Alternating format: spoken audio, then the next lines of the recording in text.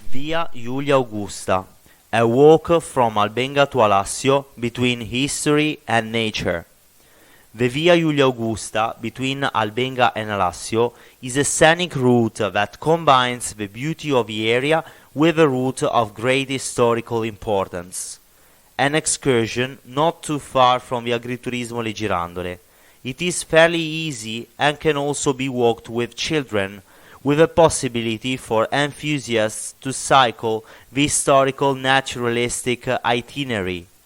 The route runs along a stretch of a Roman consular road built by the Emperor Augustus to connect the Po Valley with Gaul, Nice and Spain. Let's discover this suggestive archaeological walk with 3 axes. The history of the route. Built in the 13 BC by Emperor Octavian Augustus, the first Roman emperor from whom it takes its name, to probably complete an already existing ancient route and connect Rome to southern Gaul, crossing the Ligurian coast near Alassio. Maintained over the centuries by his successors, including Adrian and Caracalla, until the early 19th century, the Via Julia Augusta was the only overland communication route through western Liguria. Later, first the Savoys and then Napoleon built the coastal road that today is called Via Aurelia. According to the tradition of the time, impressive funerary monuments were built along the route, the remains of which can still be seen today. The route remained hidden for a long time and was only brought to light in the 1930s. Difficulty and length of the hike. The trek along the Via Julia Augusta is rather easy, not very steep and mostly flat, and can be done on foot with children and by bicycle. It is possible to vary the length of the route. The shortest route ends in the vicinity of the last Roman monument, at a length of about 5.5 kilometers for a 100 meters difference in altitude, to be covered in about 2 hours, counting the stops. The longer route, on the other hand, goes as far as the promontory of Alassio, in the vicinity of the Romanesque church of Santa Croce. In this case, the length of the route is about 10 kilometers for 273 meters of altitude difference. The mild climate of the Ligurian coast makes it possible to tackle the route in all seasons. The walk can be done in both directions, starting either from Albenga or Alassio, and is well signposted, with signs along the route showing historical buildings. Via Julia Augusta from Albenga to Alassio, the route. The hike along the Via Julia Augusta starts from Via San Calocero, near the sanctuary of Our Lady of Fatima, where we also find the archaeological area of San Calocero. The latter is an important archaeological complex, containing the oldest evidence of Christianity in the whole of western Liguria.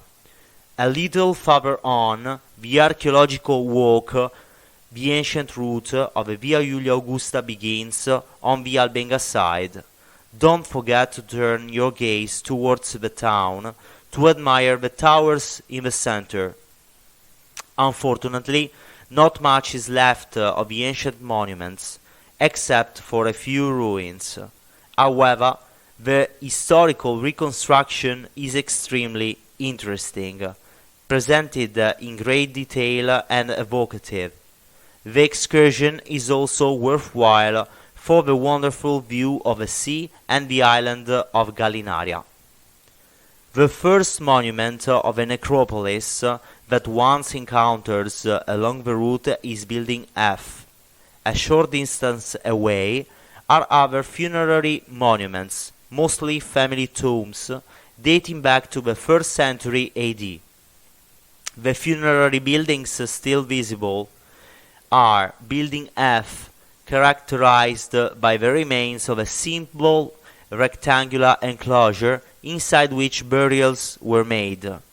Building E, originally formed by a long wall that is still partly visible. Only 3 burial niches have survived. Building C, the oldest of the monuments, in the southern necropolis. It's a columbarium monument, the only one found in Liguria, with niches still showing traces of the ancient terracotta cinerary urns. Building H, located next to Building C, takes the form of a large open funerary enclosure with a wall of about 25 meters long.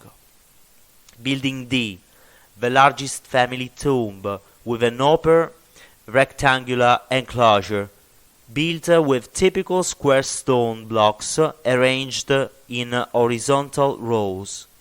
Building B, not far from the previous ones, is a funerary monument with square base in the center of which we can still see the remains of a base, probably intended to house a funerary altar or edicule. Building A, almost 1 kilometer away from the others, is a tomb with a funerary enclosure, i.e., a wall that delimited an open space for burials. Nothing remains of the burials today except a few fragments of a marble cinerary vessel. Continuing on, the vegetation becomes thicker, and we cross the only section of the ancient Via Julia Augusta still preserved. Subsequently, the vegetation thins out, gradually giving way to a landscape component, with glimpses of the port of Alassio, Punta Murena, and little by little opening out onto the Gulf with an increasingly wide view as far as Capomele. In the second half of the route, we come across the deconsecrated church of Sant'Anna ai Monti. Built supposedly in 940, although there are no reliable sources about it, it's considered the first parish church of Alassio. On the last stretch of the route, you will come across the beautiful little church of Santa Croce, outside of which there is a large car park, ideal if you want to take the Via Julia Augusta from Alassio. Just below is also the Nightingale Belvedere, where the maritime pines offer relief from the sun and from which you can enjoy an impressive view on the Gulf of Alassio. Sports itinerary. The Via Julia Augusta is also suitable for more sporty. The free access and its very low altitude difference make the route ideal for practicing sports, including jogging, trekking, Nordic walking, and mountain biking. 2 water points can be found near the church of Santuario di Nostra Signora di Fatima in Albenga and the church of Santa Croce in Alassio.